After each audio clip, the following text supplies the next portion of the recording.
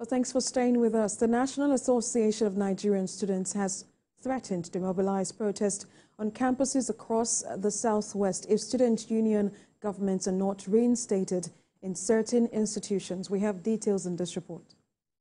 The leadership of the students in the Southwest addressed journalists on some various issues affecting them in some universities and polytechnics across the region. Among these issues are the increase in tuition fees and the disbandment of SUGs at institutions such as LAUTECH, UNILAG, Federal Polytechnic Ede, and the Osun State Polytechnic Ire.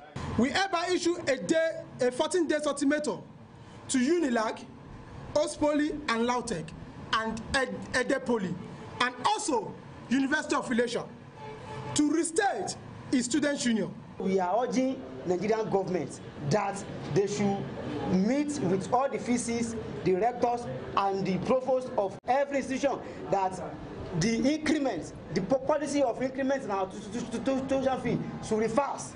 They emphasize the need for students in private institutions to benefit from NEL Fund. It's part of our agitation as well to agitate for them, to include the students of private institutions to the programs of NEL Fund. Elsewhere, the Vice Chancellor of Bowen University, Professor Jonathan Babalola, at this press conference said since NEL Fund is a social scheme designed to assist the underprivileged, it should not be restricted to students of public institutions alone. The NEL Fund one is a loan meant for Nigerians. So I believe anybody is in the private university and needs such loan should also be given. Since it's a loan that will be returned, that will be paid back on the long run, why do we discriminate against some? I want government to know, not all students in private university are rich enough to afford it.